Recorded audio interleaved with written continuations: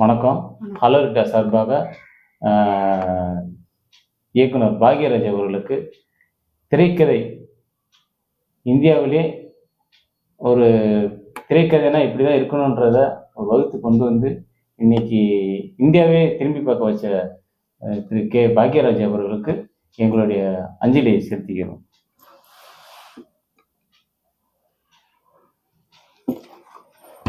சொல்லுங்கம்மா. சார், நீங்கள் நம்ம பாக்கிய சார் அவர்களுடைய ஏதாவது ஒரு சில நினைவுகளை பற்றி எங்களோட பகிர்ந்து கொள்ளுங்கள் சார். பாக்யராஜ் சாரை சொல்லணும்னா நிறைய விஷயங்கள் சொல்லலாம். அவர் குருநாதர் பற்றி ஒரு விஷயம் நான் சொல்கிறேன். அது நான் எனக்கு பிடிச்ச அந்த தொகுப்பில் நான் பிடிச்ச கவிதை நல்லா இருந்துச்சு. அதை நான் உங்களுக்கு ஒரு விஷயம் சொல்கிறேன். முதல்ல இயக்குனர் பாரதி ராஜாக்கிட்ட தான் 16 வயது நிலை படத்தில் வந்து உதவி இயக்குனராக பணியாற்றியிருக்காரு. அப்போ பணியாற்றும் போது எப்பவுமே பாரதிராஜா வந்து பாக்யராஜை வந்து ராஜன் தான் அழைப்பாராம். ராஜன் தான் ஆரம்பத்தில் அழைச்சிட்டு இருக்காரு.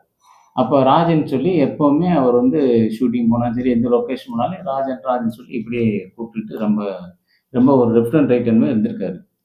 அப்புறம் சில நாள் அந்த படம் போயிட்டே இருக்கும்போது கொஞ்ச நாளில் பொறுத்து அந்த படம் வந்து ஒரு ஒரு முக்கியமான ஒரு கேரக்டருக்கு தேவைப்படுதுன்றதுனால அவன் கால் ஷீட் கிடைக்காதனால கொஞ்சம் அந்த ஷூட்டிங் தள்ளி போயிட்டு இருக்கு. ஆமாம், கேப் விட்டுருவாங்க. அந்த நேரத்தில் நம்மளுடைய பாக்ய சார் என்ன பண்ணியிருக்காருன்னா, கொஞ்சம் சொந்த ஊருக்கு போயிருக்காரு. சொந்த ஊருக்கு போன பிறகு ஊருக்கு போய் ஒரு வாரம் ஆகுது, திடீர்னு இங்கே ஷூட்டிங் ஆரம்பிச்சிட்டாங்க. அந்த அவங்களுடைய கால் ஷீட் கிடச்சிருச்சு. கால் ஷீட் கிடச்ச உடனே ஷூட்டிங் ஆரம்பிச்சிருக்கிறாங்க. இவங்க ஷூட்டிங் போயிட்டுருக்கு. இவங்களுக்கு ஃபோன் பண்ணிட்டாங்க, பாக்யராஜ் சார் வந்திருக்காரு. அந்த நேரத்தில் வந்து பாக்யராஜ் சார் இல்லாதனால ராமுன்னு சொல்லி ஒரு உதவி இயக்குனரை பணியாற்ற அமர்த்திருக்காரு. அப்போ ராமு இவங்களாம் ஒன்றா உட்காந்து ஜாயின் பண்ணி ஷூட் போயிட்டுருக்கு. அவர் எப்பயுமே வந்து பாக்யராஜ் தான் ராஜன் தான் கூப்பிட்ருக்காரு.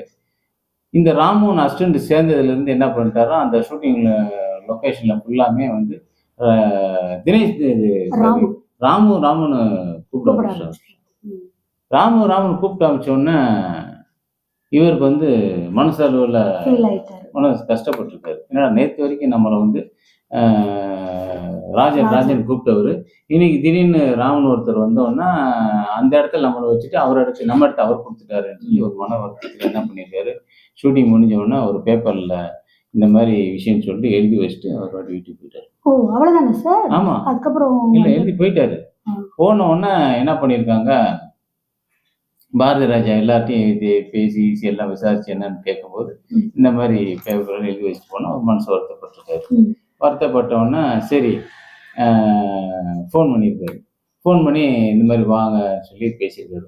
அவர் வந்து பாரதிராஜெல்லாம் சாரெல்லாம் என்ன பண்ணுவாங்கன்னா வாயா போயான்னு அளவு பேசிப்பாங்களாம். இவர் எப்பவுமே இயக்குனர் பாரதிராஜா வந்து வாயா போயான்னு தான் பேசுவாராம். அப்போ வந்து ஏன் அந்த மாதிரி பண்ணன்னு சொல்லி கூப்பிட்டு பேசியிருக்காங்க.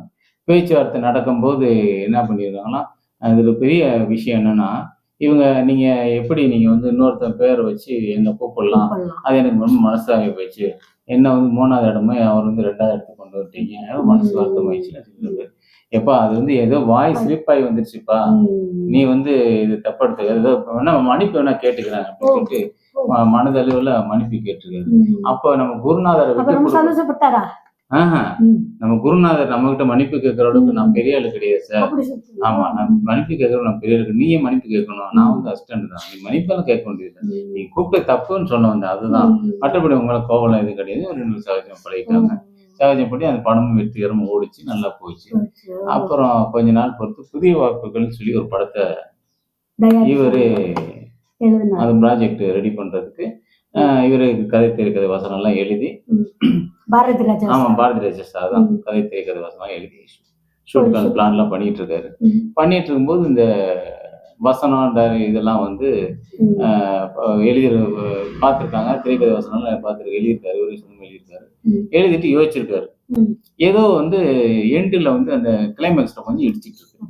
அவரு திருப்தி இல்லை. அந்த கிளைமேக்ஸ்ல திருப்தி இல்லாதனால என்ன பண்ணியிருக்காரு, இவர் தான் கொஞ்சம் கோபமா இருக்காரு. நம்ம இவருக்கு ஒரு கொஞ்சம் இது இருக்குல்ல, என்னதான் ஒரு இயக்குனர் அசிஸ்டன்ட் கிட்ட அப்படி கேட்டோம்ட்டு என்னடா பண்ணலாம்னு யோசிச்சு சரி சும்மா கேஷுவலாக பேசலாம்னு சொல்லி அப்ப பாக்யராஜுக்கு ஃபோன் பண்ணியிருக்காரு. பாக்யராஜ் சார் ஃபோன் பண்ணியிருக்காரு. ஃபோன் பண்ணோன்னா, "யோ எங்கேயா இருக்க?" அப்படின்னு எடுத்து கேள்வி கேட்டிருக்காரு. ம். நான் எங்க வரணும் அப்படின்னு அப்படின்னு அவர் கேட்கிறாரு. கேட்குறாரு. ஏன்னா அவங்களுக்குள்ள அந்த ஒரு இது அண்டர்ஸ்டாண்டிங் இருக்கு. வாயா அப்படின்னு சொன்னோன்னா 2 பேர் வந்திருக்கிறாங்க. வந்தவுடனே பேசி இதெல்லாம் பண்ணியிருக்காங்க. அப்ப இந்த புதிய வார்ப்புகள் படத்தை வந்து ம். இதுதான்ப்பா திரைக்கதை எழுதி வச்சிருக்கேன். இதை வந்து பாரு என்னன்னு சொல்லி பார்த்துருக்காரு. ம். பார்த்தோன்னே இவரு சார் அதில் சின்ன கரெக்ஷன்லாம் பண்ண வேண்டியிருக்கு. இது வந்து சரியில்லை, அது வந்து சரியில்லை, கிளைமேக்ஸும் சரியில்லை ஓ, அப்படின்னு எல்லாம் சொல்லிட்டாரு. பேசியிருக்காரு. பேசணுன்னு பாரதிராஜாவுக்கு ஒன்றும் புரியல. என்னடா அது? ஆனா அவருக்கு கொஞ்சம் குழப்பம் இருந்திருக்கு. என்னடா இது குழப்பம் இருந்திருக்குன்னு சொல்லி, சரிப்பா என்ன பண்ணலான்னும் போது, இந்த மாதிரி கிளைமேக்ஸ் மாத்தினா நல்லா இருக்கும் சார். நடுவுல இந்த டயலாக் மாத்த நல்லா இருக்கும். இது மாத்த நல்லா இருக்கும். இப்படி ஒன்னொன்னா சொல்லி மாத்தணும்னா, ஆ சரி.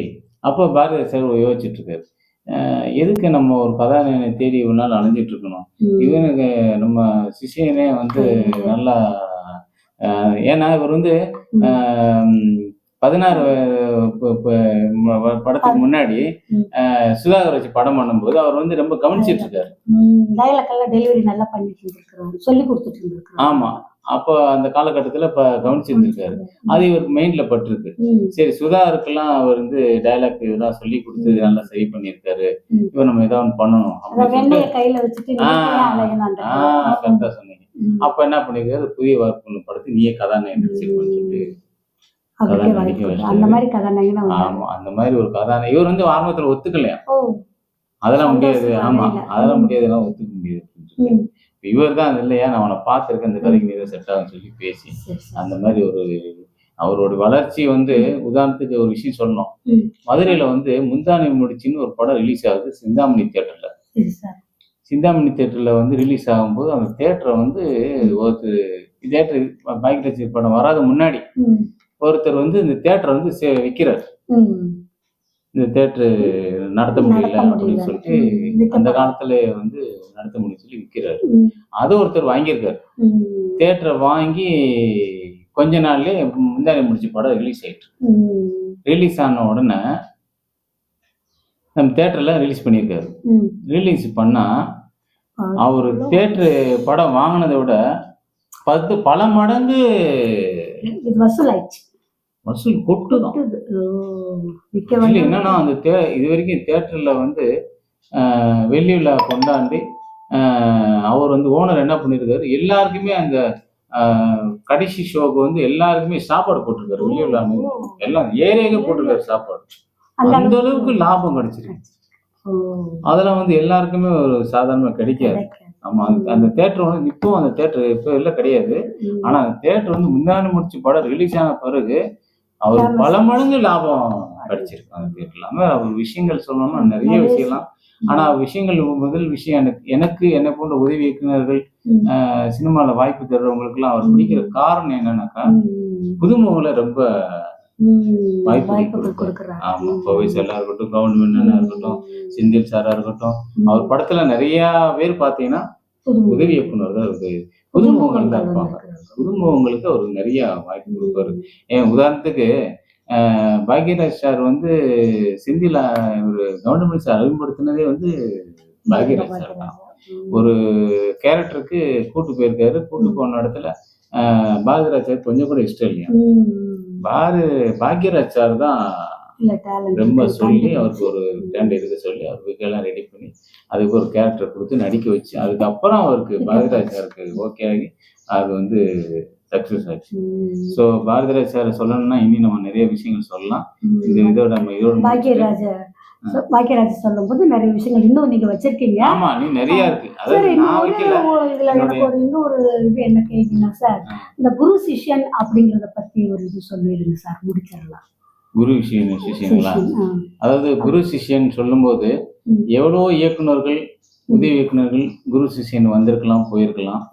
ஆனா இது வந்து அதோட ஈர்ப்புனாலயா இல்ல கடவுளுடைய படைப்புனாலயா இல்ல அவரு மேல வச்சிருந்த பற்றுனாலயா என்னன்னு தெரியல, அவர் இறந்து கரெக்டா 16வது நாள் அவர் இறந்திருக்காரு. குருவோட இது ஆமா, அது வந்து எல்லாருக்குமே அந்த வாய்ப்பு கிடைக்காது. இயக்குனர் அவங்க 16 வயதுல ஆரம்பிச்சு இப்ப கடைசி வரைக்கும் உயிர் போற வரைக்கும் அவங்க வந்து ஒன்னா இருந்து ஒன்னா போயிருக்காங்கன்னா அந்த மாதிரி ஒரு குரு சிஷ்யன் ஆமா. பார்க்க முடியும். குரு சிஷ்யன் வந்து இது வந்து எப்படி சொல்றதுன்னா மிகப்பெரிய பாக்கியம். பாக்யராஜ் சாருக்கும் ஒரு மிகப்பெரிய பாக்கியம். பாரதிராஜா சாருக்கும் ஒரு சிஷ்யன் நம்ம கூட வர்றாருன்னாக்கா அது பெரிய விஷயம் இல்லையா? இங்கதான் அவங்க சண்டை போட்டு இருந்தா கூட வேலையும் போய் அதே ஜாலியா சந்தோஷமா